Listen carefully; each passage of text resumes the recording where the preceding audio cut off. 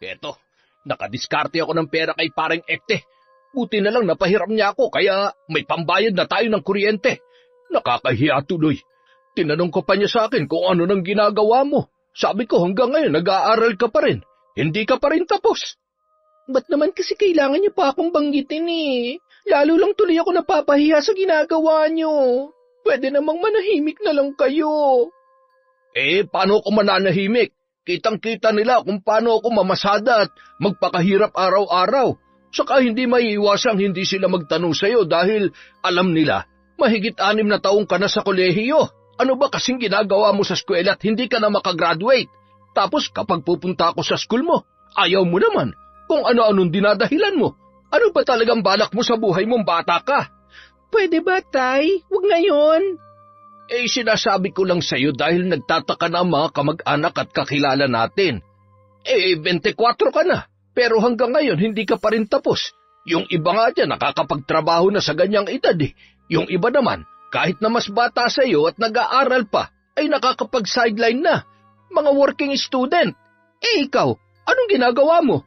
Pagdating dito sa bahay, hindi man kita nakikita nag-aaral o humahawak ng libro. Puro cellphone niyang inaatupag mo. Siguro kaya hindi ka matapos-tapos dahil puro bagsak ka. Tay, pwede ba? Tulog na mga kapitbahay oh. Maaga pang papasok ang mga yan bukas. Minamadali niyo ba ako? Alam niyo na nga may pinagdadaanan ako sa eskwela ngayon at nahihirapan din ako eh. Tapos mamadaliin niyo ako magtrabaho? Baka naman pwede maghinay-hinay lang kayo. Aba, Grace, hindi kita minamadali. Sinasabihan lang kita para malaman mo ang buhay. 24 ka na pero yung asta mo parang teenager ka pa rin. Ang nais ko lang naman, makapagtapos ka na at makapagtrabaho para hindi ka magaya sa mga tao rito. Alam mo naman kung gaano kahirap ang buhay ng mga tao rito sa lugar natin. Walang ibang hanap buhay rito kundi ang pamamasada ng tricycle, pagtitinda sa palengke o pangingisda sa ilog. Bilang tatay mo, pangarap ko makapagtrabaho ka sa magandang lugar at para magawa mo yun, kailangan mong ayusin ang pag-aaral mo. Anong masama sa sinasabi ko, ha? Para sa kinabukasan mo yun, tapos akala mo naman lagi ka nalang inaapi. Taon 2011, Masantol, Pampanga. Alas 10 na ng gabi pero wala pa rin ang ama ni Grace na si Bando. Kaya naman sinamantala niya ang pagkakataon at lumabas ng bahay para magpahangin habang kausap ang isang classmate sa cellphone. Member siya ng text clan na kung tawagin ay Newborn Texter Clan o NBTC. Isa itong grupo sa cellphone kung saan nagpapadala ng group message ang bawat miyembro sa isa't isa. At kada buwan, nagkakaroon sila ng Grand Eyeball kung saan nagkikita-kita ang mga miyembro para makapag-bonding at makita sa personal ang mga naging barkada nila sa loob ng grupo. Simula nang mauso ito, nasa 5 text clan na ang sinalihan ni Grace. Pero dito siya ngayon pinaka-active sa NBTC dahil nandito ang ilan sa kanyang mga crush. At ang isa nga rito ay nakatakda niyang mamit sa Biyernes para matikman ang isa't isa. Walang iba kundi si Steven. Ano, tuloy ka ba talaga sa Biyernes? Magsabi ka agad para magawan ko ng paraan. Para makapag-absent ako sa school. Hindi pa ako 100% sure. Hinihintay ko pa kasi yung pinsan ko kung isasama niya ako dun sa sinasabi niya. Basta, sasabihan na lang kita. Kailan pa matutuloy yun? Nung nakaraang buwan mo pa ako pinangakuan pero lagi namang hindi natutuloy. Sorry na kasi. Alam mo naman bago pa lang dito ang pinsan ko. Hindi pa niya kabisado ang mga lugar dito kaya kailangan ko talaga siyang samahan. Binilin din siya sa akin ng magulang niya. Hindi ko naman din pwedeng pabayaan to. Basta, maghihintay ako sa Biyernes kahit anong mangyari. Ang tagal-tagal ko na naghihintay eh. Basta, gagawin ko ng paraan para sa'yo. Naku, saan nga pala tayo pupunta? Bawal dito sa amin dahil masikip saka walang privacy dahil maraming butas ang pinto at bintana namin. Di, maghanap tayo ng lugar. Saan nga? Hindi ba pwede dyan sa inyo? Bawal pa kasi ang bisita rito. Alam mo naman ang mga kasama ko sa bahay, puro conservative. Basta, gagawin ko ng paraan para sa'yo, promise. Sa ngayon, gawin muna nating 90% sure, okay? Hay nako, nagtatampo na talaga ako. Lagi na lang ganyan tapos hindi rin naman natutuloy. Tuyot na ako. Kailan mo ba ako didiligan? Don't worry, pag nagkita tayo, akong bahala sa'yo. Sisiguruhin ko na magiging maligaya ka. Talaga lang ha? Sige, asahan ko yan. Gusto ko kahit 3 rounds lang sana. Sa loob, sa muka, at sa dibdib. Ano, kaya mo ba? Sus, basic lang yun. Kahit nga 10 round pa kung gusto mo eh. Okay na sa akin yung 3 lang muna. Medyo mahigpit din kasi si tatay eh. Hindi ako pwedeng mawala ng matagal. Sus, kita mo na, kapag ikaw nagdadahilan ng magulang, dapat okay lang sa akin. Pero pag ako, magagalit ka na. Hay nako, basta yung pangako mo tuparin mo ha. Hanggang Friday na lang ang deadline mo. Kapag hindi pa natuloy yun, bahala ka. Kalimutan mo na ako at burahin mo ng number ko. Teka, wala namang ganyanan. Alam mo namang mahal kita eh. Patunayan mo yan. Ang taong minamahal, binibigyan ng panahon. Oo na po, I will do my best para matapos agad yung mga lakad ng pinsan ko. Para sa Biyernes, matuloy na ako dyan. Naku, teka, ibababa ko na pala. Andito na yung tatay ko, parating na. Sige, bukas na lang ha. Pag ganitong oras na hindi na ako pinagsa-cellphone nun eh. Okay, bye. Love you. Love you too. Mwah. Pagkababa ng tawag, agad na nagbalik si Grace sa loob ng kanilang bahay. Pagkapasok naman ng kanilang ama, naabutan niyang tulog na ang 3 niyang kapatid, habang siya naman ay nakaupo pa sa tabi at nagsusuklay ng buhok. Anong oras ang pasok mo bukas? Mga 2:00 pa po, kaya hindi ako gigising na maaga bukas. O eto, nakadiskarte ako ng pera kay paring Ekte. Buti na lang napahiram niya ako kaya may pambayad na tayo ng kuryente. Nakakahiya tuloy. Tinanong ka pa niya sa akin kung ano nang ginagawa mo. Sabi ko, hanggang ngayon nag-aaral ka pa rin. Hindi ka pa rin tapos. Ba't naman kasi kailangan niyo pa akong banggitin eh? Lalo lang tuloy akong napapahiya sa ginagawa niyo. Pwede namang manahimik na lamang kayo. Paano ako mananahimik? Kitang-kita nila kung paano ako mamasada at magpakahirap araw-araw. Saka hindi maiiwasang hindi sila magtanong sa'yo dahil alam nila, mahigit 6 na taong ka na sa kolehiyo. Ano ba kasing ginagawa mo sa eskwela at hindi ka na makagraduate? Tapos kapag pupunta ako sa school mo, ayaw mo naman. Kung ano-anong dinadahilan mo. Ano ba talagang balak mo sa buhay mong bata ka? Pwede ba, Tay? Huwag ngayon. Sinasabi ko lang sa'yo dahil nagtataka na mga kamag-anak at kakilala natin. 24 ka na. Pero hanggang ngayon, hindi ka pa rin tapos. Yung iba nga dyan, nakakapagtrabaho na sa ganyang edad eh.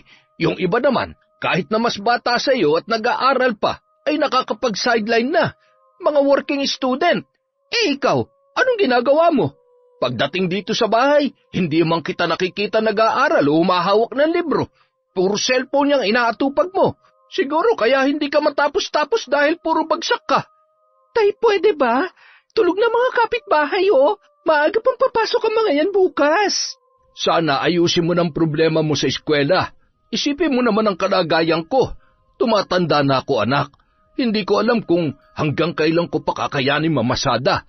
Sana man lang, bago bumigay ang katawang ko ay makapagtapos ka na at makapagtrabaho para makatulong ka rin dito sa bahay. Alam mo namang tayo na lamang 2 na iwan eh. Itong mga kapatid mo, puro mga bata pa. Ang nanay mo naman wala na. Nasa kabilang buhay na. Kaya ikaw na lang talaga ang magiging kanang kamay ko sa paghahanap buhay. Kaya sana, ayusin mo ng sarili mo. Baon na tayo sa utang, oh. Pagkain nga natin bukas, hindi ko na alam kung saan ko kukunin eh. Minamadali niyo ba ako, Tay? Alam niyo na nga may pinagdadaanan ako sa eskwela ngayon at nahihirapan din ako. Tapos, mamadaliin niyo talaga ako magtrabaho. Baka naman pwede maghinay-hinay lang kayo. Hindi kita minamadali, Grace. Sinasabihan lang kita para malaman mo ang buhay. Abay, 24 ka na, pero yung asta mo parang teenager ka pa rin. Ang nais ko lang, makapagtapos ka na at makapagtrabaho, para hindi ka magaya sa mga taga rito. Alam mo naman kung gaano kahirap ang buhay ng mga tao rito sa lugar natin. Walang ibang hanap buhay rito kundi ang pamamasada ng tricycle, ang pagtitinda sa palengke o pangingisda sa ilog. Bilang tatay mo, pangarap ko magkatrabaho ka sa magandang lugar at para magawa mo yun, kailangan mong ayusin ang pag-aaral mo. Ano masama sa sinasabi ko? Kung makapagsalita ka, para kang laging inaapi. Hindi na nakasagot pa si Grace. Padabog siyang naglatag ng kanyang higaan at tinalikuran na lamang ang kanyang ama. Kahit anong sermon nito, pinili niyang wag na lamang sumagot. Baka kung ano pa ang kanyang masabi rito gaya ng dati. Kinabukasan, pagpasok ni Grace sa klase, wala rin siyang ginawa kundi ang makipagkwentuhan sa mga barkada habang nagsusulat ng kanilang lecture. Sulat at discussion lang ang ginawa ng kanilang instructor para sa subject na yon, kaya maaga rin silang natapos at nakalabas. Pagkalabas nila, saglit lang siyang sumama sa mga kaibigan sa mall dahil nag-text na ang lalaking kanyang kinababaliwan, kaya agad siyang nagpaalam sa mga kaibigan. Nang makarating na sa kanilang lugar, doon niya na tinawagan ng lalaki habang naglalakad pauwi. Oh, nasan ka ngayon? Good news, Grace. Matutuloy na ako sa Biyernes. Ha? Talaga? Napakiusapan ko na yung pinsan ko, kaya ngayong araw ko na siya sasamahan para bukas makakagala na ako dyan. Ay, salamat talaga, bebe. I love you. I love you too. Mag-ahit ka na bukas, ha? Ayoko kasi ng may sagabal eh. Ay nako, kanina umaga pa ako nag-ahit. Malinis na to. Basta siguruhin mo lang na mapapaligaya mo ako, ha? Huwag ka mag-alala. Akong bahala sa'yo. Ay nako, hindi na ako makapaghintay. Basta bukas, ha? Huwag ka malilate. Teka, sandali. Saan pala tayo? Sabi mo, bawal dyan sa inyo. Yun na nga nagtanong na rin ako sa mga kaibigan ko, hindi rin pwede sa kanila. Saka, anong palusot naman ang sasabihin ko? Ang hirap. So, paano na yan? Saan natin gagawin? Heto nga pauwi na ako, magbibihis lang ako tapos lalabas din ako agad. Maghahanap lang ako ng lugar na may privacy. Balitaan kita mamaya, ha? Sige, bebe, salamat. Ibababa ko na to, ha? Nasa sakayan pa kami ngayon Sumaglit lang talaga ako para ipaalam sa'yo to. Sandali lang, bebe. I love you talaga. Mwah! Pagsapit ng gabi. Bebe ko, wala talaga Kung saan na ako nagpunta, wala akong makita. O, paano na yan? Matutuloy pa ba tayo? No choice na tayo. Dito na lamang sa bahay. Akala ko ba wala kang privacy dyan? Gagawin ko na lang ng paraan. Takpan na lang natin ang kurtina tapos wag na lang tayo magingay para walang makarinig sa atin. Wala Wala talaga ako mahanap na lugar kahit saan. Ay, mas masarap pa naman sana kung maririnig kitang yung alam mo na. Anong magagawa natin? Basta diskartehan na lang natin bukas. Ang importante, matuloy tayo. Hindi na ako papayag na mapaglipasan pa ng araw na yon. Basta siguruhin mong wala dyan yung tatay mo, ha? Oo, namamasada yun. Ang tagal-tagal ko na kayang hinintay to. At ilang beses mo na rin akong pinangakuan. Hindi ko na nga pinapansin yung iba kong katext para lamang sa'yo Oo na. Teka, anong oras pala? 8:00 hanggang 12:00 ng tanghali pwede. Yung mga kapatid ko 12:30 pa uuwi. Tapos babalik sila sa school ng 1:00. Tapos 3:00 sila uuwi. So kahit ano sa mga yan pwede. Basta wag lang dun sa oras ng tanghalian nila, ha? Hindi ba umuwi yung tatay mo? Hindi yun, gabi na yun uuwi. Oo, sige na. Kita na lang tayo bukas. I love you, bebe. Hindi na nakasagot pa si Grace nang biglang magbukas ang pinto at pumasok ang kanyang ama at mga kapatid. Agad niyang itinabi ang cellphone at nagkunwaring may inaayos sa kanyang bag. Anong oras ang pasok mo bukas? Tanghali ulit. Nakausap ko pala si Paring Cardo. May hiring daw sila ron sa Jollibee sa Apalit. Tumatanggap din daw sila ng mga working student. Ba't hindi mo subukan mag-apply? Tutal, tanghali naman ang pasok mo. Sa umaga, puntahan mo. Susubukan ko. May kailangan din kasi kaming ipasa sa school O edi sa Sabado ka pumunta para walang pasok. Huwag mo sayangin ang pagkakataon. Manager siya sa branch na yon at nabanggit na kita sa kanya. Kaya isa ka sa mga hinihintay niyang pumunta ron. Oo na, sa Sabado na lang. Busy talaga ako bukas Siguruhin mo, ha? Dahil sa Sabado, tatanungin uli kita kung pumunta ka ba talaga o hindi. Ayaw ko sanang puwersahin ka, kaso ang dami na talaga natin bayarin ngayon tapos baon na rin ako sa utang. Wala na akong ibang malalapitan na pwede makatulong sa akin kundi ikaw na lang. Nasa tamang edad ka na, Grace. Isipin mo na lang, yung mga kaedaran mo nagtatrabaho at kumikita na. Kaya ikaw sa lagay mong yan, pwede ka na rin maging working student, kahit pansamantala lang naman. Kapag medyo nakaluwag-luwag na tayo, pahihintuin na kita at mag-focus ka na uli sa pag-aaral. Ngayon lang talaga to dahil sobrang tambak na tong mga utang at gastos natin. Oo na, sa Sabado pupuntahan ko yun. Kinabukasan, dumating na ang katekst niyang si Steven na taga Bulacan. Gaya ng kanilang plano, sinarado nila ang mga pinto at bintana at tinakpan ng kurtina at mga karton ang mga butas. Naglatag na rin siya ng kutsyon sa sahig para maging komportable ang kanilang pwesto. Nang umagang yun, isinuko ni Grace ang kanyang sarili sa lalaki, gaya ng ginawa niya sa mga naunang lalaki na nakadate niya. Sa bawat clan na sinasalihan, ang lagi niyang hanap ay lalaking makakatalik. Hindi niya mapigilan ang labis na pag-iinit ng kanyang katawan. Para bang hindi siya mabubuhay kung walang makakagalaw sa kanya sa loob ng 1 buwan. Nang nakaraang buwan, may isang taga-Tarlac ding lalaki na miyembro ng clan nila ang nakagalaw sa kanya. Gwapo yun at matangkad. Ngayon naman si Steven na medyo maputi at tulad niya marami na ring karanasan sa ganitong bagay. Nang matapos sila, nagkwentuhan ng dalawa pero agad na ring umalis ang lalaki. Hindi kasi nila alam kung kailan darating ang kanyang ama. Bagamat namamasada yun ng ganoong oras, may mga pagkakataon na bigla rin yung umuuwi at nagdadala ng kung ano-ano sa kanilang bahay.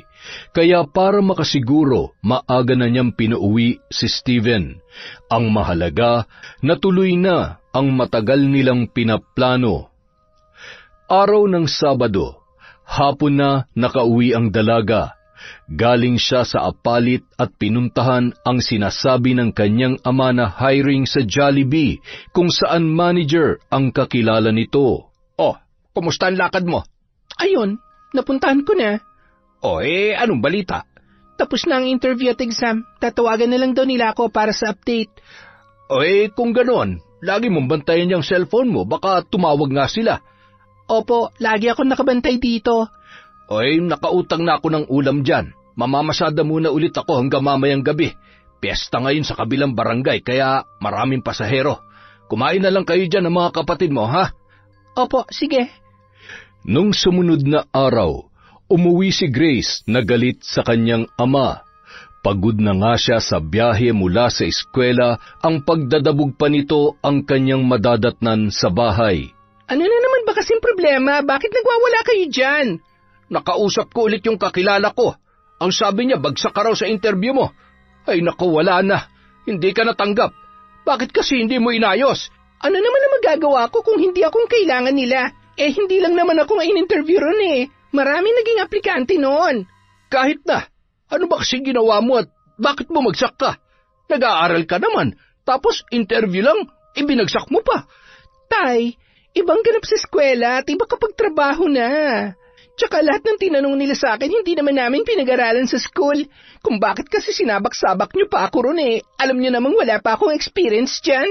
Natural, hindi ko pa alam ang isasagot sa lahat ng mga tanong nila. Kahit na. Bakit yung iba naman dyan nag-aaral pero natatanggap naman sa trabaho? Hindi mo kasi inayos. Siguro pati pag-aaral mo hindi mo inaayos kaya wala nangyayari sa buhay mo eh. Para yun lang galit na kayo? Ano nga magagawa ko kung ibang hanap nila? Sa kamalay ko ba sa kung anong ginagawa nila ron?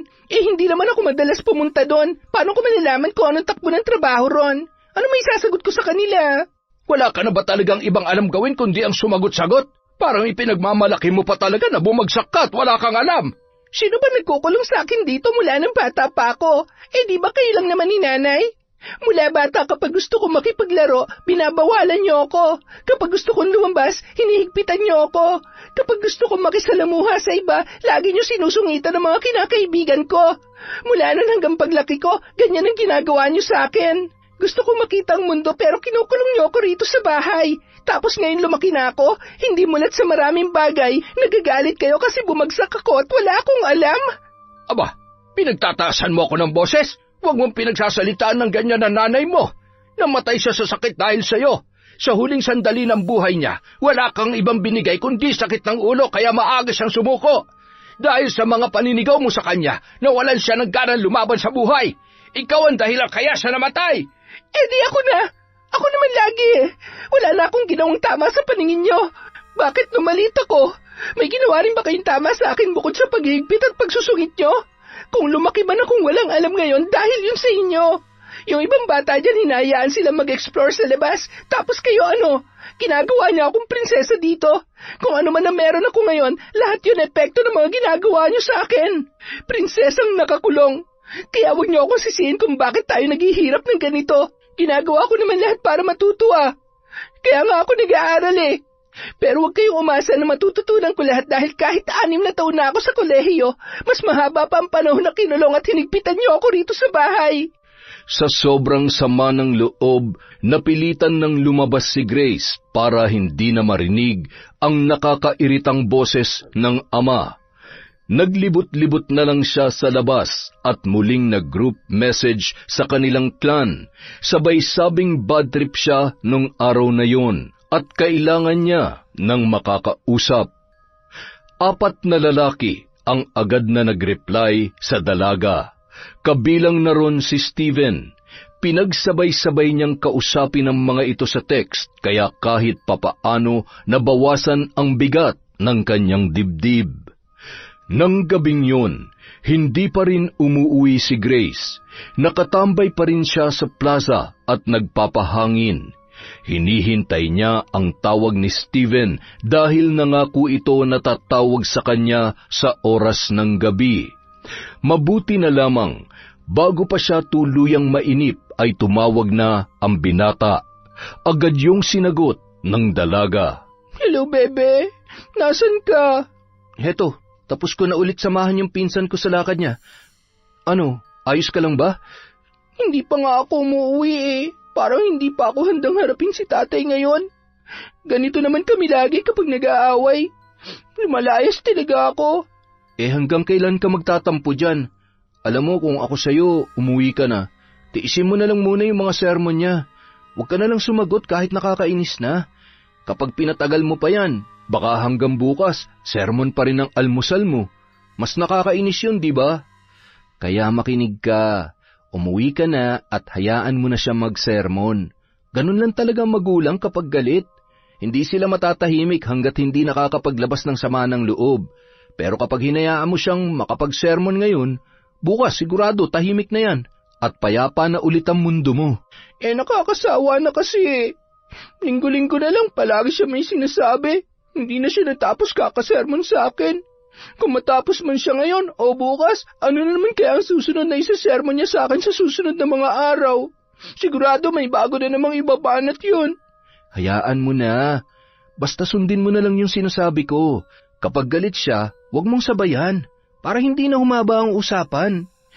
Pero bebe, may sasabihin pa sana ako eh. Oh, sige lang. Ano ba yon? Di ba sabi mo, maraming negosyo ang parents mo? May hiring ba sila dyan? Kahit na yung pinakamababang posisyon lang. Yung pwedeng working student. Baka naman pwede mo akong ilapit to. Medyo kailangan ko kasi ng pera eh. Isa rin kasi to sa lagi namin pinag-aawayan ni tatay eh. Ganun ba? Parang meron naman. Pero tatanungin ko muna si tatay para sigurado ha. Bukas babalitaan kita. Sige, sana matulungan mo ako. Ngayon lang ako hihingi ng pabor sa'yo. Huwag mo sanang kalimutan yung mga araw na niloloadan kita para lang makapag-GM ka. Sana ako naman ang tulungan mo ngayon. Gagawin kong lahat na makakaya ko, bebe. Ha? Huwag kang mag-alala. Salamat ha. Bukas hihintayin ko ang text mo. Tapos pag nagkita tayo, babawi ako sa'yo. Oo na, sige na. Basta umuwi ka na sa inyo at wag mo na lang sabayan ng galit ng tatay mo, okay? Saka gabi na, baka mapagtripan ka pa dyan sa labas. O sige, uuwi na ako, ibababa ko na to. Salamat ulit ha. Buti na lang nakilala kita. Huwag ka mag-alala, mula ngayon, wala na akong ibang kakausapin. Ikaw na lang. We, seryoso ba yan? Pero salamat din ha. Alam mo naman, simula nang magkakilala tayo, ikaw lang lagi ang pinaglalaanan ko ng ganitong oras at panahon. At gaya ng lagi kong sinasabi sa'yo, gagawin kong lahat para matulungan ka sa lahat ng problema mo. Basta ako lang, wala nang iba ha.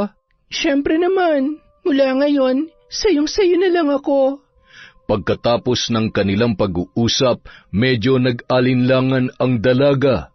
Mahal na rin niya si Steven pero hindi rin niya maipapangako na dito lang niya maibibigay ang kanyang sarili. Kahit kasi may nararamdaman na siya para sa isang tao, hindi pa rin niya mapigilang mahulog sa iba, lalo na kapag nakatagpo uli siya ng lalaki na kanyang matitipuhan. Kinabukasan, may subject na pang-umaga si Grace kaya maaga rin siyang gumising at nag-ayos. Naglalakad na siya patungo sa sakayan ng jeep nang mayroon siyang mapansin sa isang tabi. Umagaw sa kanyang pansin ang isang matandang babae na sumisigaw at nagmumura sa daan. Mga siraulo kayo! Mga walang kwenta! Ako ang puputol sa sungay niyo, mga demonyo! Akala niyo matatakot ako sa inyo? Kayo matakot sa akin, mga inutil! Mga hampas lupa! Mga hinayupak! Pinagtitinginan na yon ng mga tambay at iba pang naglalakad sa daan. Nang medyo kumalma na ang matanda at naupo sa isang tabi, isang dalaga ang nakita niyang nagmagandang loob dito at nagbigay ng isang piraso ng mais na nakabalot pa. Kinuha yun ng matanda pero hindi ito nagpasalamat sa dalaga, ni wala siyang sinabi sa babaeng yon. Parang nasa ibang dimensyon ang utak ng ali. Patuloy lang ito sa pagmumura habang nakaangat ang isang kamay at nakahawak sa mais na binigay sa kanya. Hindi nagtagal, pinabayaan na lamang siya ng mga tao. Si Grace naman ay sumakay na ng jeep para pumasok sa eskwelahan. Samantala, pagdating sa klase, sa mga probinsya, usong-uso ang mga mangkukulam at mambabarang na yan. Pero alam nyo ba na dito sa atin sa Pampanga, may sarili rin tayong bersyon. Ang mga sinaunang Kapampangan ay malalim din ang kaalaman sa pangkukulam at pambabarang. Pero ang pambabarang nila ay hindi lang nakakulong sa pagbibigay ng sakit o sumpa sa kanilang mga binibiktima. Noong unang panahon, ang ilang mga mambabarang na nabuhay rito sa atin, may kakayahan din magpagalaw ng mga bagay gaya ng rebulto o manika. May kakayahan din silang lumikha ng espiritu para gawing haunted ang isang lugar. May kapangyarihan din sila para bumuhay ng bangkay at utusan ito ng mga karumal-dumal na gawain. Sa kauna-unahang pagkakataon, doon lang nakuha ng instructor ang atensyon ng lahat, kabilang na si Grace. Kadalasan kasi kapag history subjects gaya nito ay lagi siyang inaantok at tinatamad. Pero ngayon, sa hindi malamang dahilan, bigla siyang nagka-interes sa mga sinabi ng kanilang guro, lalo't bago sa kanyang pandinig ang mga ganoong bagay. Pamilyar siya sa kulam o barang pero hindi niya alam na may sarili rin palang bersyon ang kanilang probinsya tungkol dito. Bukod sa mga yan, marami pang mga nilalang na nabuhay rito na may kanya-kanya ring abilidad. Hindi lang sila puro mangkukulam o mambabarang. May tinatawag din tayong mangkukusim. Sila ang may kakayahan para palabasin ang sariling kaluluwa at mangulam sa malalayong lugar. Mayroon ding mangguguna. May kakayahan naman silang gumawa ng gayuma, lunas o anting-anting sa pamamagitan ng mga halaman. Meron ding manggagawi. Marami silang alam sa mga halaman na hindi alam ng karamihan, at ito ang ginagamit nila para makagawa ng itim na mahika o lason sa pamamagitan ng mga halamang yon. May tinatawag din magbantala. Bihasa sila sa paggawa ng mga dasal o panalangin na may iba't ibang epekto sa tao o sa paligid. Meron ding uple. Ito ang tawag sa mga taong may kakayahang gumawa ng ilusyon. Manlilinggo. Sila naman ang mga taong may kakayahang kumilos ng mabilis. magtago gumamit ng sandata, mag-espiya at bumuo ng mga delikadong patibong. Manula, sila ang nakakakita sa hinaharap. Siyak, mas malakas ang pangitain nila sa hinaharap at sila lang din ang may kakayahang maglakbay sa nakaraan o sa kasalukuyan. Mamaluwe, sila ang mga taong napapabagal ang kanilang pagtanda. Lagayan, mamalian at katulunan. Sila ang may kakayahang makipag-usap sa mga kaluluwa at espiritu ng kalikasan. At kapag nakabisa mo ang lahat ng mga ito, ang itatawag sa iyo ay ukluban. Taglay niya ang kapangyarihan ng lahat ng mga nabanggit, kaya siya rin ang pinakamalakas. At yan ang makulay na mundo ng mga taong may kalam dito sa ating probinsya. Ang salitang kalam ay nangangahulugang the gifted sa Ingles. Sila ang mga taong nabiyayaan ng kakaibang kapangyarihan o abilidad. At noong unang panahon, maraming mga kapampangan ang sinasabing may kalam, pero dahil sa pagkalat ng gyera, hindi na nila ito naipasa pa sa kanilang mga kadugo, kaya unti-unti rin silang nabawasan, hanggang sa mawala na sa kasaysayan. Tuwang-tuwa si Grace at ang kanyang mga kaklase sa kanilang natuklasan. Hindi niya akalaing ganito pala kalawak ang mundo nilang mga kapampangan pagdating sa kulam o barang. Akala niya ang pangkukulam o pambabarang ay nakakulong lamang sa pagbibigay ng sakit o sumpa sa isang tao. Marami pa palang kakayahan ang mga ito at marami pa silang mga kauri na hindi pa alam ng karamihan. Lalo na sa mga hindi taga Pampanga, napapaisip tuloy siya kung may ganun pa bang mga tao o nilalang sa panahon ngayon. Pagkatapos ng klase, sa kanyang pag-uwi, kumain na agad sila ng kanyang mga kapatid. At nang matapos siya sa gawain sa kusina, pinalabas na muna niya ang mga yon habang siya ay pumwesto sa isang tabi at inatupag muli ang keypad ng kanyang cellphone. Sa dami ng group messages, napuno agad ang inbox niya kaya nagbura na muna siya ng mga text message. Pagkatapos ay nakatanggap siya ng GM sa kanilang welcoming officer kung saan inanunsyo ang mga bagong miyembro ng kanilang clan. 3 babae yun at 2 lalaki. Sinave niya ang number ng mga ito at nagpadala na rin siya ng GM o group message para i-welcome ang mga bago nilang miyembro. Kahit hindi niya pa nakikita o nakikilala ang 2 lalaki na bagong member, parang nangangati na naman ang kanyang sarili na kilalanin ang mga yun. Hindi maintindihan ni Grace kung bakit tuwing magkakaroon sila ng bagong membrong lalaki, lalo na kapag kaedaran niya ay laging nabubuhay ang maharot na bahagi ng kanyang pagkatao. Hindi niya mapigilang mapalapit sa mga ito para makuha ang kanilang Facebook account. Kapag nakita niyang gwapo, doon lang siya makikipag-close sa mga bagong member. Nang gabing yun, isa sa mga bagong miyembrong lalaki ang naging kaklose niya agad sa text. 2:00 na ng madaling araw pero panay pa rin ang palitan nila ng mensahe. Ero ang pangalan noon at malapit lang din ang tirahan sa kanilang lugar. Malapit sa college school kung saan siya pumapasok. Lalo pa siyang tinamaan dito nang malamang bad boy ang binata. Mahilig sa suntukan pero malambing. Yun pa naman ang isa sa mga gusto niya sa lalaki. Bukod sa maginoo at medyo bastos, type rin niya ang mahilig sa suntukan at makipagbasagan ng muka. Para kung sakaling malagay siya sa peligro ay merong magtatanggol sa kanya at kaya siyang ipaglaban sa kahit na anong panganib.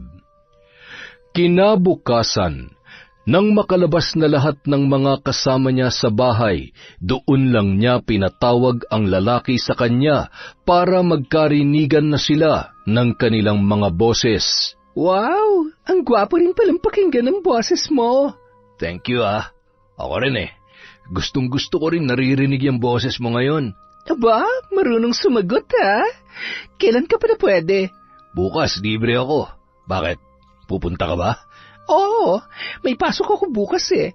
Gusto mo sundin mo ako sa school pagkatapos ng klase namin? Oo ba? Saan ka nga ba nag-aaral? Doon lang sa ACLC. Sige. Pupunta ako bukas. Saan mo ba gustong kumain? Sa Jollibee. Pwede? Sige, bukas kain tayo ron. Sagot ko na. Naku, gusto ko yan. Salamat ha. Ikaw, kailan ka ba pwedeng... Alam mo na. Pwede bang ayusin natin ang schedule para dyan? Medyo magulo rin dito sa bahay tsaka masikip. Diyan ba sa inyo? Pwede ba tayo dyan? Oo naman, pwede rito. Maluwag naman dito, tsaka 2 kwarto namin. Ay, wow! Ayos Pero, sino naman ang kasama mo dyan? Yung pinsan ko lang, tsaka tropa niya. Pero tuwing umaga wala sila rito dahil nagtatrabaho sila. Sa gabi na lang kami nagkakasama rito. Ganon? So pwede pala tayo sa umaga? O sige, game ako. Pero wag muna bukas Sa ibang araw na lang kasi kailangan ko muna mag-review ngayon dahil meron kaming exam. Walang problema sa akin yon. Siya nga pala. Anong pwede nating tawagan? Siguro sweetie na lang para matamis. Okay, sweetie. See you when I see you. Tuwang-tuwa ang dalaga pagkatapos nilang mag-usap. Naka-jackpot na naman siya ng gwapo at matipunong lalaki. Tiningnan niya na ang Facebook account noon. Gwapo, crop top ang buhok at malaki ang katawan. Bad boy na bad boy ang dating. May hiwa pa sa kabilang kilay. Ngayon lang siya makakatikim ng bad boy kaya hindi na niya ito palalampasin. Iniisip niya na hindi naman yon malalaman ni Steven. Pakikiusapan na lang niya bukas ang bagong kakilala na huwag ipagsabi ang nakatakdang mangyayari sa kanila. Kinabukasan, habang papasok siya ay nakita na naman niya ang matandang babae na nagmumura. Gaya ng inaasahan, pinagtitinginan na naman yun ng mga tao at pinagtitripan pa ng mga batang naglalaro. Mga walang hiya kayo! Mga wala kayong kwentang lahat! Akala nyo natatakot ako sa inyo? Hindi! Ang tagal ko nang nabubuhay sa mundong ito! Wala nang sino man na magbibigay ng takot sa akin. Kaya wag niyo akong tinatakot ng ganyan kung ayaw niyong kayong matakot sa gagawin ko. Mga hilayupak! Mga hampas lupa! Nais niyang maawa sa kalagayan ng matanda pero hinayaan na lang muna niya yon dahil meron pa siyang pasok. Base sa mga murang lumalabas sa bibig nito, parang may matindi yung hinanakit na naging dahilan ng pagkasira ng bait at katinuan. Habang naghihintay sa pagdating ng kanilang instructor, saglit na umupo sa isang tabi si Grace para magsagawa ng group message sa kanyang mga kaklan. Ang mga barkada naman niya ay nasa likod lamang at abala sa kani-kanilang mga ginagawa. Hanggang sa biglang tumawag si Steven. Dali-dali niya yung sinagot. Hello, bebe? Oh, bebe, nasa school ka ba ngayon? Oo bakit? Nakausap ko ng tatay ko. May isang bakanteng posisyon dun sa warehouse. Naghahanap sila ng female office staff. Okay lang daw kahit college level pa lang. Gusto mo ba ron? Talaga ba? Sige, ipasok mo na ako. Ano bang kailangan bukod sa resume? May mga requirements na rin ako dito galing dun sa inaplayan kong Jollibee branch nung nakaraan. Pwede na kaya yon? Oo, pwede na yan. Hindi naman sila mahigpit dun Sa Miyerkules daw ang interview. Ano, sunduin ba kita dyan? Para ako na maghatid sa'yo ron sa warehouse namin sa San Fernando. Sa San Fernando? Sige. Okay lang. Ayos lang yon. Ang mahalaga may trabaho. Salamat bebe. Mahal na mahal talaga kita. Grabe.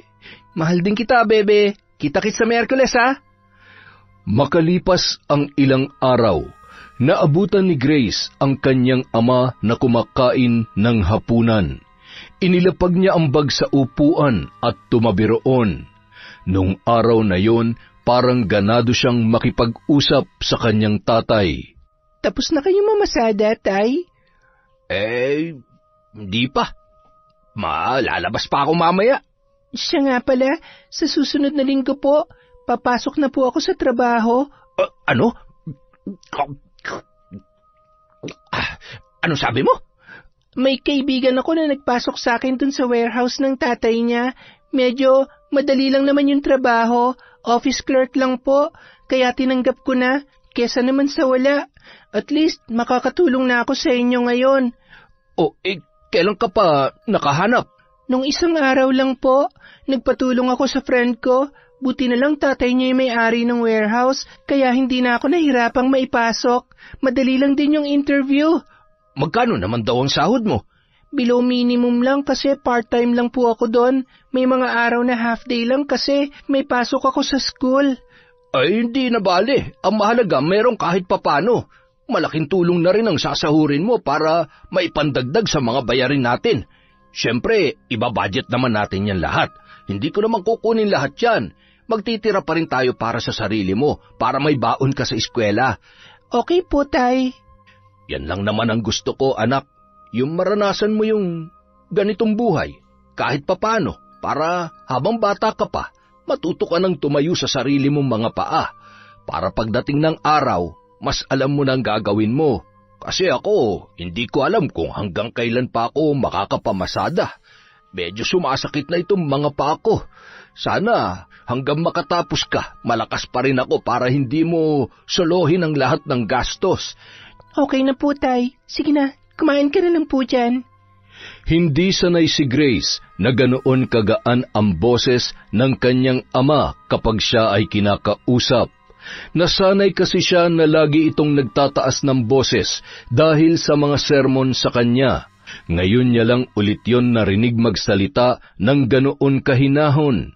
Naisip niya na nakakapanibago pala. Parang bigla rin gumaan ang kanyang pakiramdam.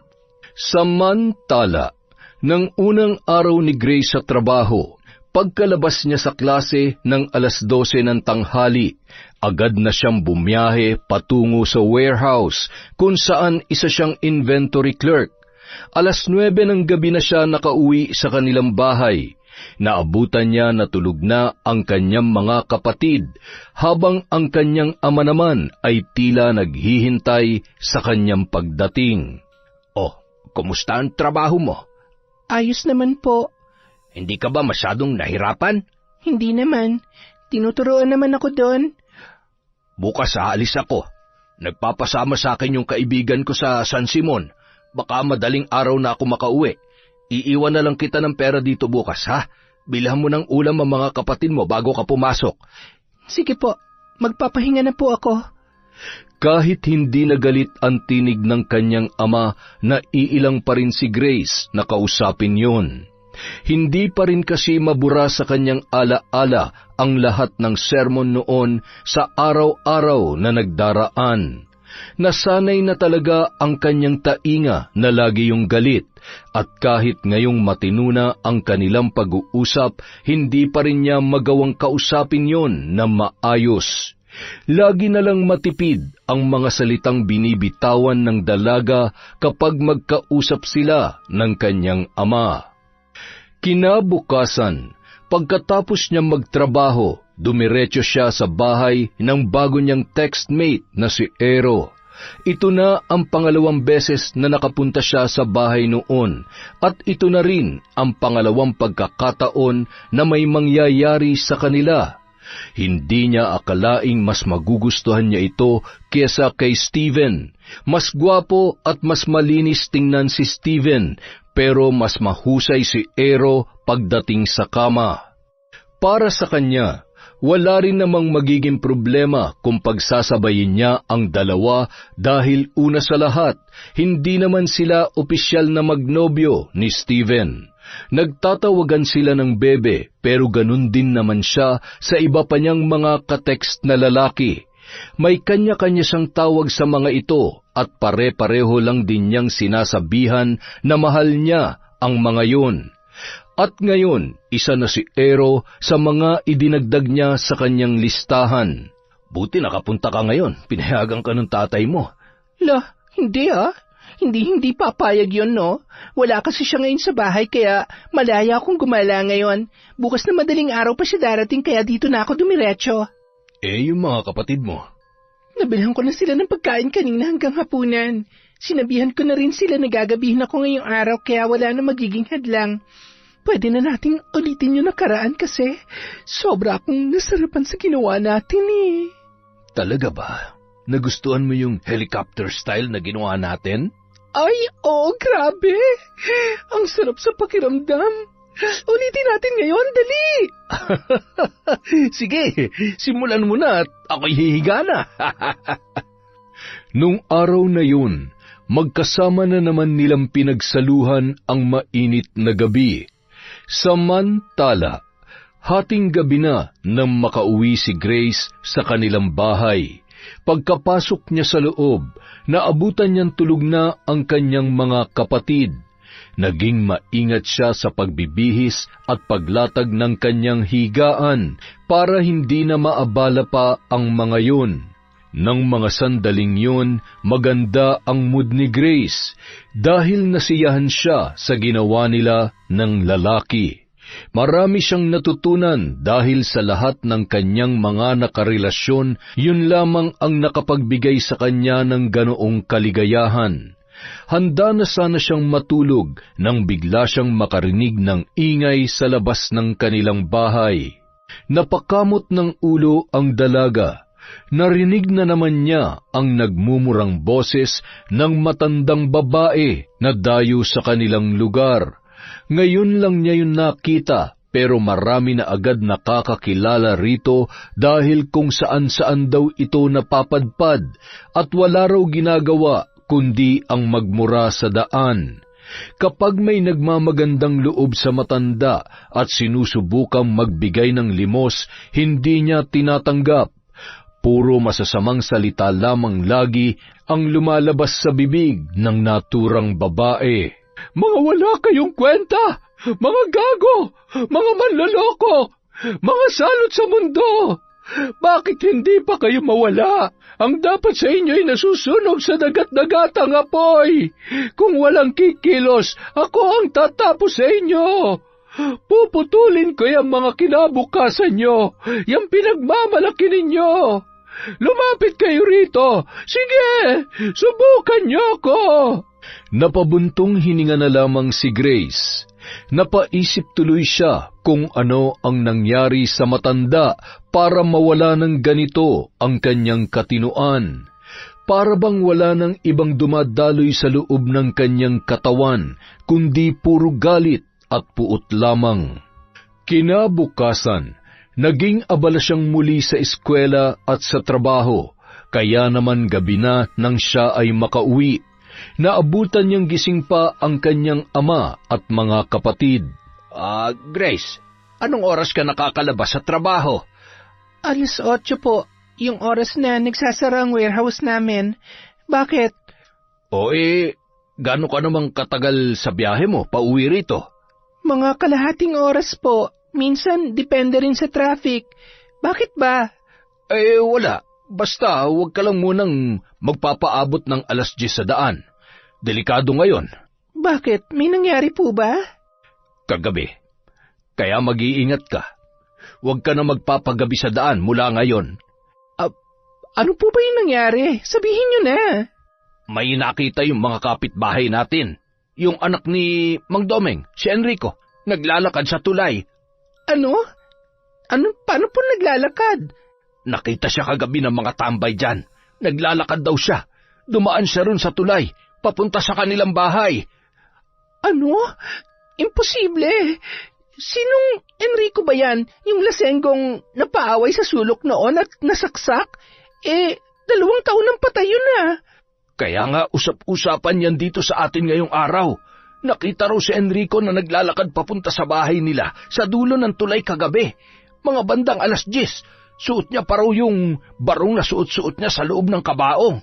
Punit-punit na nga raw yung damit at amoy na bubulok na. Seryoso ba talaga yan? Naniniwala kayo doon? Bakit? Ikaw ba? Hindi ka naniniwala sa multo? Aswang? Engkanto? Kulam? Naniniwala naman ako sa mga ganyan. Pero yung sa buhay na biglang babangon at maglalakad, yun lang ang hindi ko pinaniniwalaan. Tsaka walang ganun sa atin, di ba? Anong wala? Amalanhig ang tawag dun sa ibang lugar. Sa madaling salita, zombie. Kung naniniwala ka sa mga multo at aswang, wala rin pinagkaiba ang zombie sa kanila. Mga alagad sila ng kadiliman. Grabe naman sa kadiliman. Pero bakit naman biglang babangon yung bangkay ni Enrico? 2 taon na nakaliping yon. Saka ano pong uwian niya? Di ba mula nung mamatay si Mang Domeng, nung nakaraang buwan giniba na yung bahay nila dyan? Puro damo na lang ngayon ang nandun. Yun na nga. Marami rin na nagtataka kung paano siya nabuhay at kung anong kailangan niya. Kaya ikaw, mag-iingat ka na rin mula ngayon. Huwag ka nang magpapagabi masyado.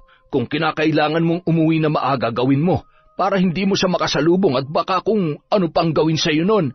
Ano naman ang magagawa ng isang taong patay na? Yun na nga. Patay na pero biglang bumangon pa. Kaya sigurado may ibig sabihin yun. May masamang pangitain yun. Kaya dapat ka talagang matakot. Nako, kilala mo naman yan si Enrico. Kahit nung buhay pa, di ba? Araw-araw laging sumasabak sa mga riot dyan sa plaza. Hindi nauubusan ng kaaway. Laging nasa inuman, sugalan at patayan. Ayan tuloy ang nangyari. Nasaksak, nakarma. Kung nung nabubuhay pa siya, ganun na siya kasama, paano pa kaya ngayon bigla siyang bumangon ulit sa libingan niya? Oo na nga. Sige na po, mag-iingat na ako. Hindi na lamang inintindi ni Grace ang sinabi ng kanyang ama. Bagamat medyo nagulat siya sa balita, wala rin siyang balak magpaapekto rito dahil sa lahat ng mga kwentong kababalaghan at paranormal, ang mga zombie o bangkay na bumabangon lang talaga ang hindi niya pa kayang paniwalaan. Isa pa, mahilig din naman sa tsismis at kwentong katatakutan ang kanilang mga kapitbahay, kaya hindi siya dapat magtaka sa bagong kwentong pinapakalat ng mga yun. Nang sumunod na gabi, isang nakakakilabot na balita na naman ang sinabi ng kanyang ama nang siya ay umuwi. Mayroon na namang bangkay na nakitang naglalakad sa kanilang lugar. Sino na naman ang nagsabi niyan, Tay? Basta. Doon nakita malapit sa palengke. Alam mo ba kung sino ang bangkay na yon? Sino daw po? Si Miguel. Ano? Si Miguel? Yung anak ni Mang Enteng na tindero sa palengke? Yung binatang namatay dahil sa aksidente sa motor? Oo, yun nga. Mag-iisang taon nang patay yun na. At ngayon, bumangon din gaya ni Enrico. Siya naman ngayon na nakita naglalakad sa may palengke kagabi. Kaya ayun, nagsitakbuhan lahat ng mga tambay at tricycle driver na nakakita sa kanya. Ano na raw ang itsura niya? Yun nga nakapagtataka. Madumi lang pero ang itsura ay parang nung nilibing lamang. Totoo ba talaga yan, Tay? Anak, mahirap lang ang mga kababayan natin pero hindi sila mga sinungaling. Alam na alam ko kapag nagsasabi sila ng totoo. Saka kalat na rin yan sa buong bayan. Ang dami rin kayang nakakakilala sa Miguel na yun nung nabubuhay pa. Sayang nga ang batang yun Gwapo sana, matalino, artistahin, pero maagang kinuha na may kapal. Kung totoo man yan, ano nangyayari? Bakit bumabangon ang mga patay? Kaya nga mag-ingat ka. Hindi ko rin alam kung anong dahilan. Huwag ka talagang magpapaabot ng sobrang gabi kapag umuwi ka. Alam mo ba kung anong oras siya nakita kagabi? Mga bandang 10:00 din, kaparehong oras nung nakita si Enrico nung nakaraan. Oo na po, magmumotor na lang ako para mas maaga ako makauwi rito. Kapag jeep kasi, hindi maiiwasang gabihin talaga ako dahil bibihira lang ang jeep na dumadaan dun sa pinapasukan kong trabaho. Kahit labag sa loob ng dalaga, sinikap na ring makauwi ng maaga ni Grace ng mga sumunod na araw. Kahit napapagastos na siya ng malaki sa pamasahe, nagpasya siyang magmotor na lang gabi-gabi para mas mapabilis ang kanyang pag-uwi. Sa lugar kasi ng kanyang pinagtatrabahuhan, sa oras ng labas niya ay wala nang masyadong jeep na dumadaan. Kadalasan gumagarahe na para bigyang daan naman ang mga tricycle na mamasada sa gabi.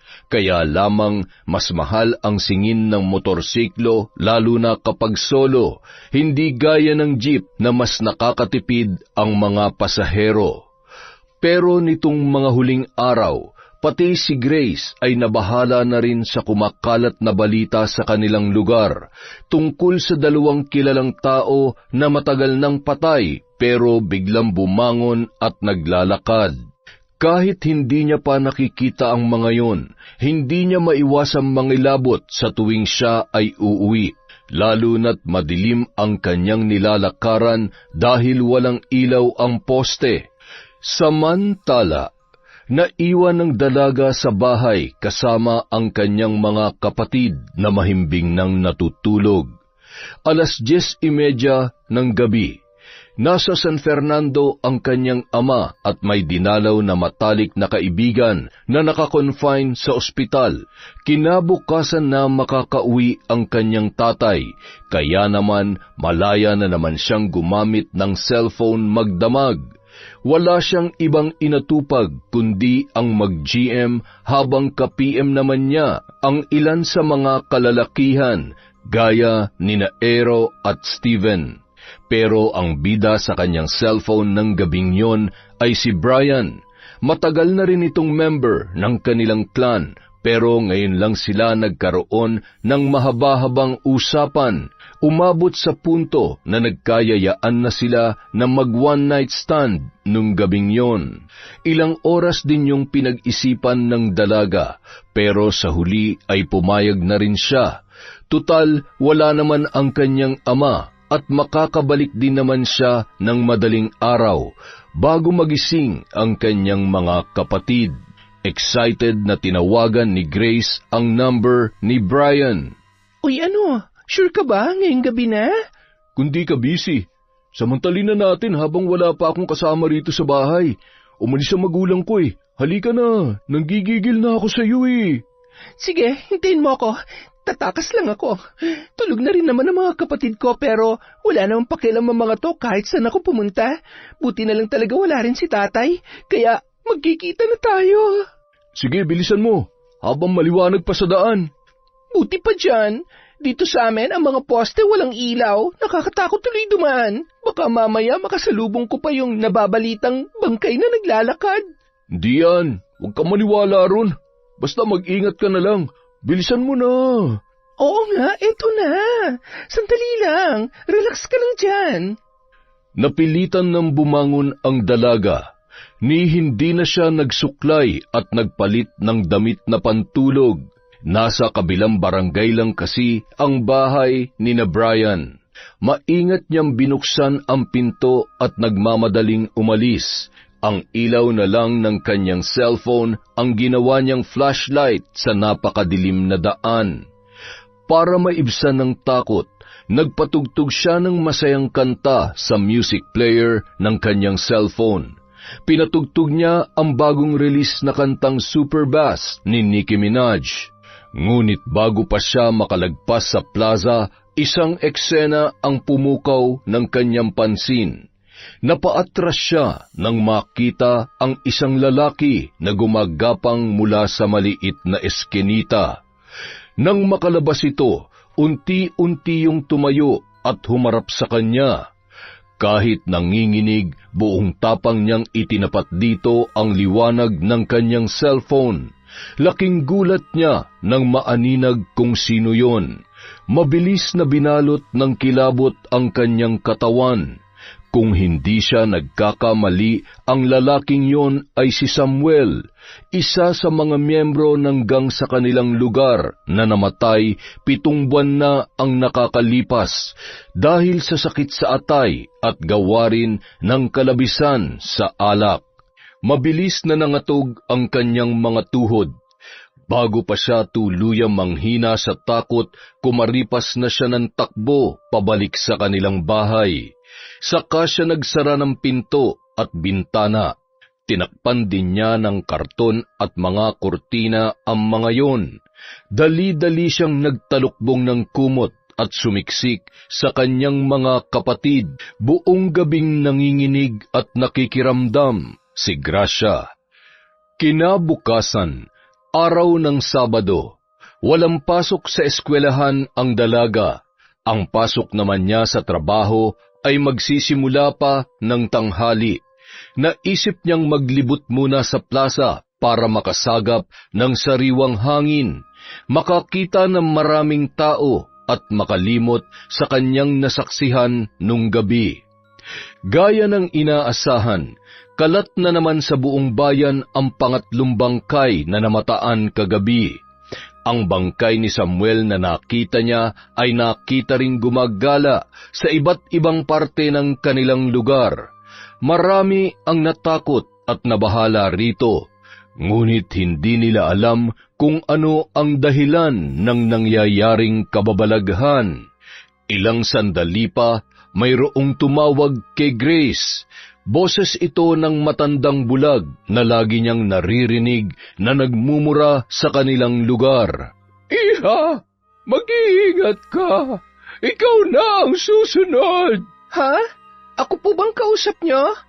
Oo, ikaw.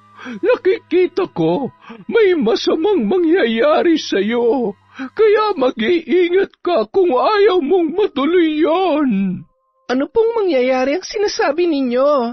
Alam kong baliw ang tingin niyo sa akin lahat dito, pero tiyak na pasasalamatan mo ko, oras na mailigtas ko ang buhay mo.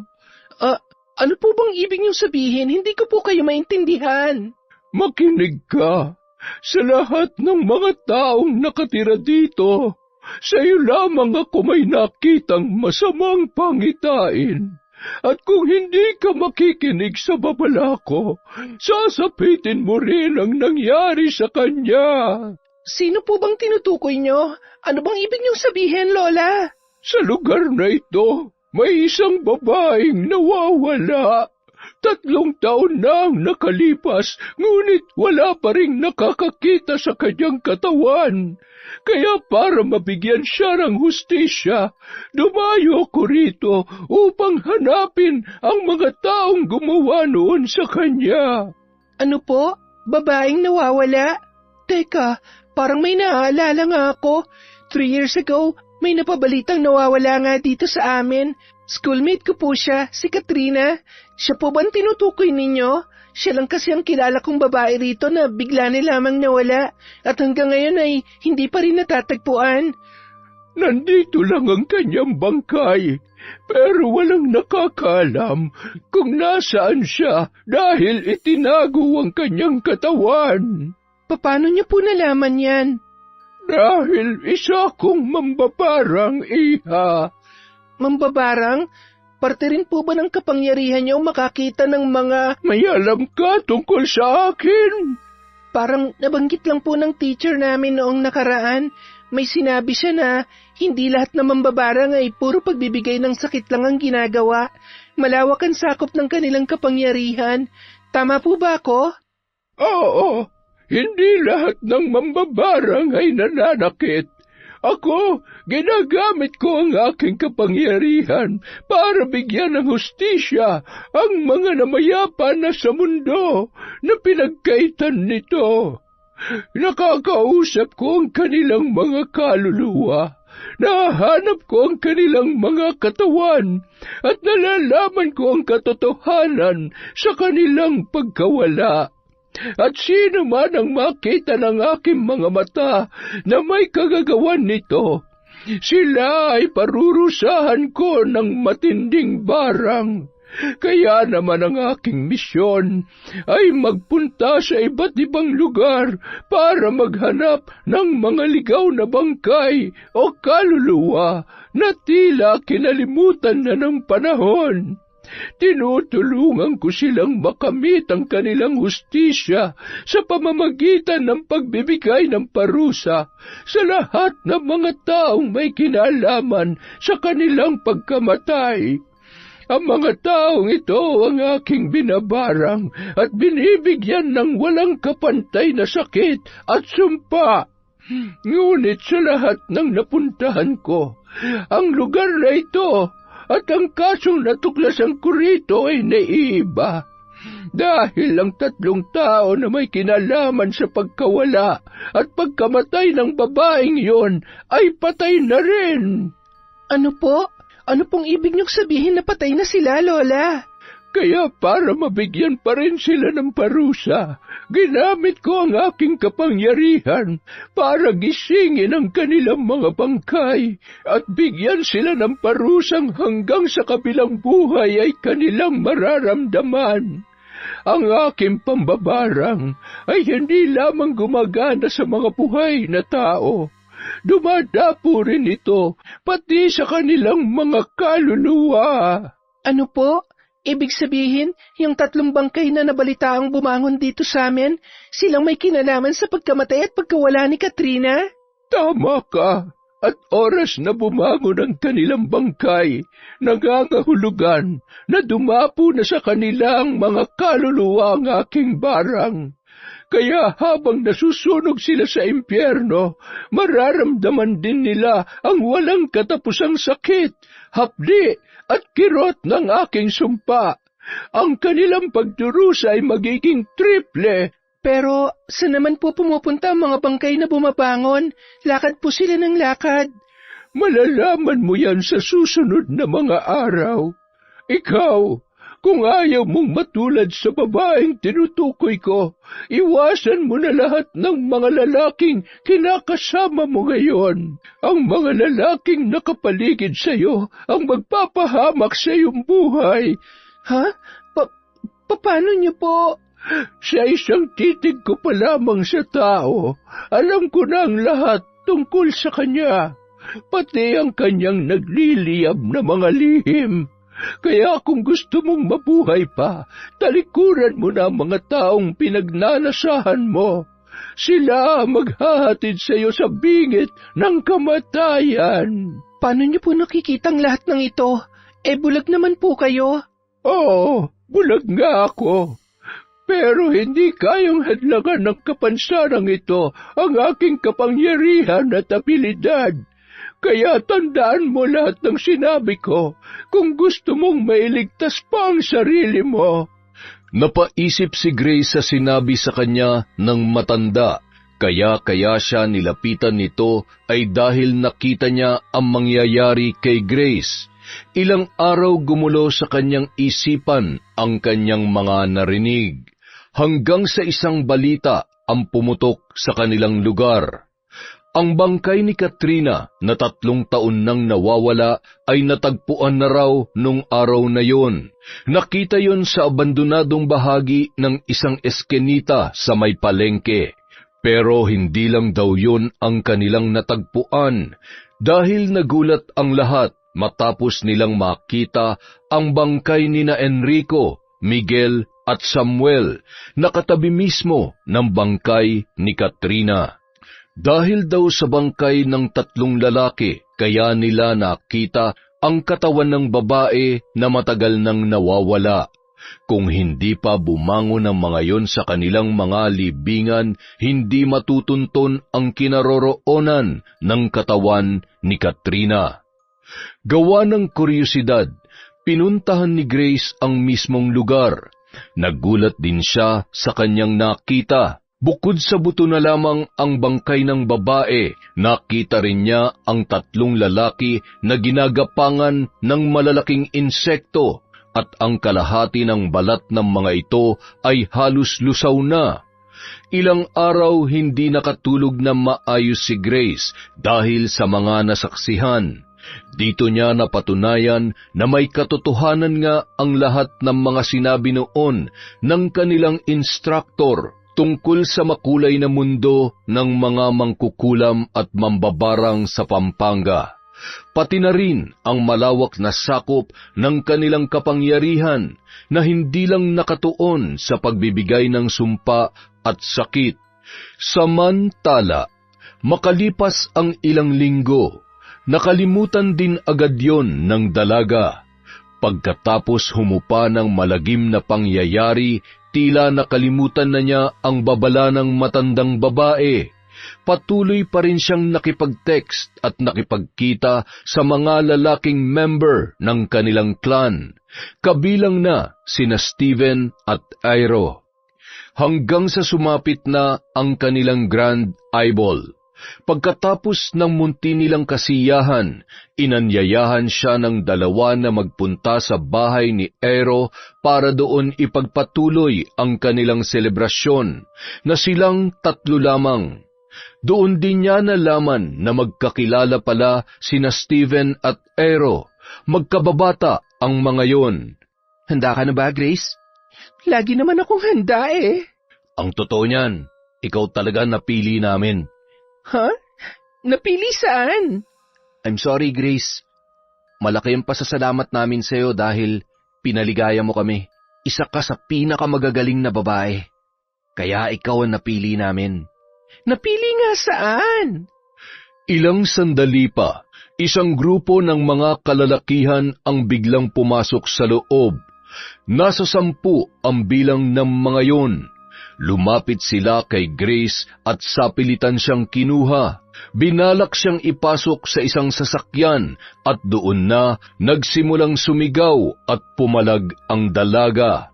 Doon din ibinunyag sa kanya ni na Steven at Airo ang malagim nilang mga lihim.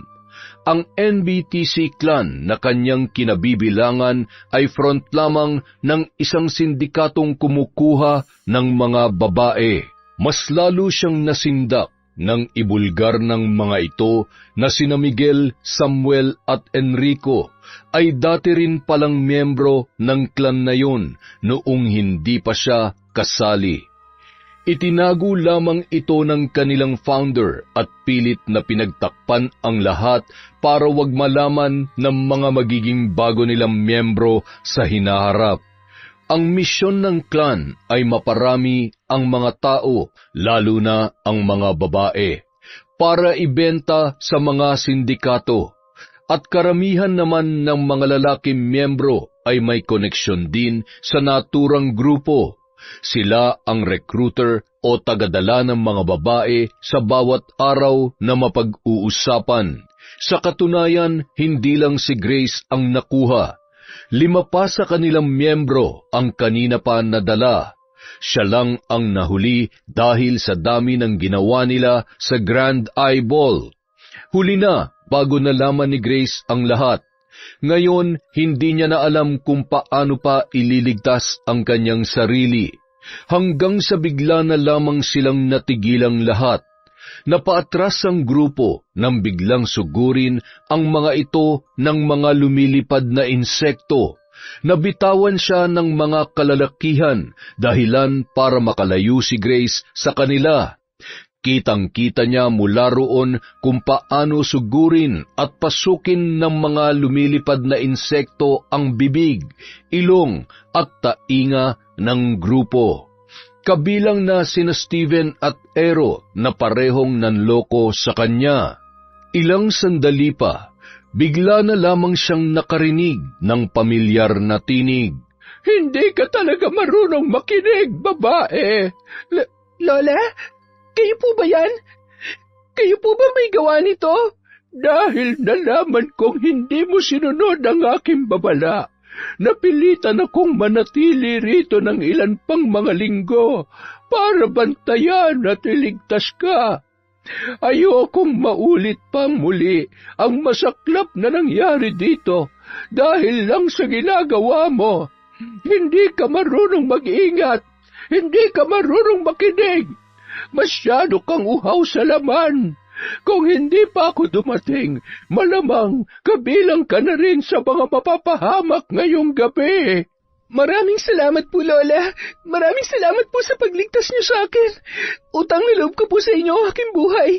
Pasensya na po kung hindi ako nakinig sa inyo. Pasensya na kung naging pasaway at matigas ang ulo ko, pero simula po ngayon, magbabago na ako. Kaya maraming salamat po ulit sa pagliligtas niyo sa akin. Lumayo na tayo rito bago pa dumating ang iba nilang mga kasamahan. Sa kalagitnaan ng kanilang paglalakad. Ano na po palang binabalak niyo ngayon, Lola? Ngayong tapos na ang misyon ko rito, balak kong lumipat muli sa ibang lugar.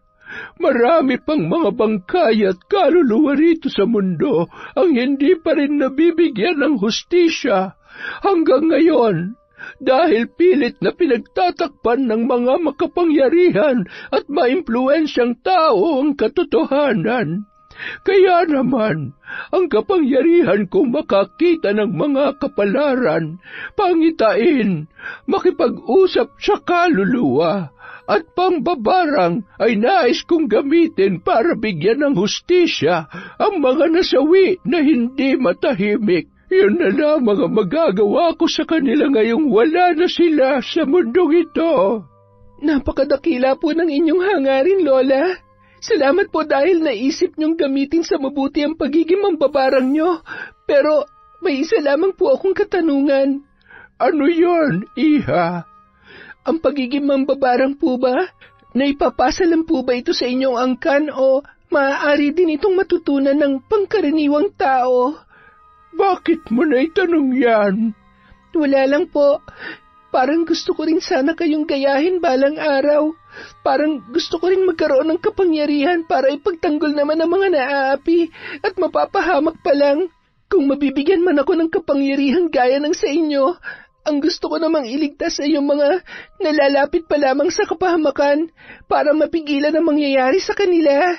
Kung gusto mo itong matutunan, mahaba-habang pag-aaral ang kakailanganin mo. Ibibigay ko sa iyo ang impormasyon kung saan ako matatagpuan. Pero makakaya mo ba itong paglaanan ng mahabang panahon? Sa ngayon, hindi pa po ako sigurado, Lola. Dahil working student po ako, nag-aaral ako sa umaga at nagtatrabaho naman sa gabi, pero oras na makagraduate ako at kapag medyo nakaluwag na kami sa mga gastos, doon na po ako magsisimula mag-aral. Sana sa mga panahong iyon, makita ko pa po kayo. Gustong-gusto ko po talagang matuto. Walang problema, Iha. Ito na rin siguro at tamang panahon para ipasa sa kabataan ang aming kakayahan. Dahil kung kaming matatanda lang ang hahawak nito, sino pa ang magbibigay ng hustisya sa hinaharap kapag kami wala na? Ipangako mo lamang sa akin na oras na matutunan mo ito, gagamitin mo ito sa kabutihan. Ipinapangako ko po, Lola. Handa ka na bang pasukin ang mundo ng kalam? Kalam? Nabanggit din po yun ng teacher ko. Ang ibig sabihin daw po nun ay mga taong nabibiyayaan ng kapangyarihan. Tama po ba ako, Lola? Tama ka. At dito sa Pampanga, hindi lang ako nag-iisang may kalam. Marami kami. Pero nagkalat lang kami sa iba't ibang lugar para isagawa ang aming misyon. Handa rin po ako makilala sila, Lola. Basta hintayin niyo lang po ako. Uunahin ko munang tapusin ang pag-aaral ko at pagtulong sa aking ama. Kapag maayos ng lahat, babalikan ko po kayo para mapag-aralan yan. Sana rin. Ayusin mo na ang relasyon mo sa iyong ama. Ayusin mo na ang pakikitungo sa kanya. Huwag mo na siyang sasagutin gaya ng ginagawa mong pagtataas ng boses noon sa namayapa mong ina. Matuto kang mahalin ang mga magulang mo habang nandito pa sila. Dahil kapag dumating ang panahon na sila'y namaalam na, hindi mo gugustuhing magsisi. Opo, Lola, pangako, magbabago na po ako. Hindi ko po sasayangin ang ikalawang buhay na ipinagkaloob niyo sa akin. Maraming salamat po ulit. Pero bago po tayo maghiwalay, ano nga po palang pangalan niyo? Ako si Lola Tiring. Huwag mong kalilimutan ang pangalan na yan. Ako naman po si Mary Grace. Maraming salamat po sa inyong oras, Lola. Dito na po ang aking daan pa uwi. Mag-iingat po kayo sa susunod na lugar na inyong pupuntahan. Kinabukasan, nagulat si Mang Bando nang makita ang kanyang anak na nagluluto at naghahanda ng kanilang almusal. Oy, teka, anong ginagawa mo? Nagluluto po ng agahan natin, Tay. Oy, teka, may sakit ka ba? Mataas ba ang lagnat mo? Tay naman, ngayon na nga lang ako babawi eh. Gusto ko lang po makabawi sa lahat ng mga pagkukulang ko sa inyo. Ay, anong ibig mong sabihin? Alam ko pong naging walang kwenta akong anak. Nasa tamang edad na po ako pero wala pa rin ako nagagawang tama sa buhay ko. Kaya asahan niyo po na simula ngayon, aayusin ko na talagang pag-aaral ko para makatapos na ako kaagad. Pagkatapos ay maghahanap ako ng magandang trabaho para makatulong na rin po sa inyo. Kaya sana, Tay, mapatawad niyo po ako. Gusto ko sanang maging maayos na tayo ng tuluyan para lalo akong ganahang mag-aral. Ay nako, huwag mong isipin yun. Matagal na kitang pinapatawad. Salamat din at nauunawaan mo na rin ang gusto kong mangyari, anak. Para din naman to sa iyo eh. Para din ito sa ikabubuti mo at sa kinabukasan mo. Alam ko po yon. Kaya kain na po tayo. Saluhan niyo na po ako rito. Ang tagal na rin po mula nung huli tayong magkasabay na kumain sa pagkainan. Salamat anak ha. Mahal ka ni tatay, tandaan mo yan. Mahal ko kayo ng mga kapatid mo. Mahal na mahal din po namin kayo, Tay. At magmula nga noon, inayos na ni Grace ang kanyang buhay. Tinalikuran na rin niya ang clan na muntik pang magpahamak sa kanya. Naging mapili na rin siya sa mga tao na kanyang pinakikisamahan. Wala na siyang ibang pangarap ngayon kundi ang maibangon ang kanyang pamilya sa kahirapan.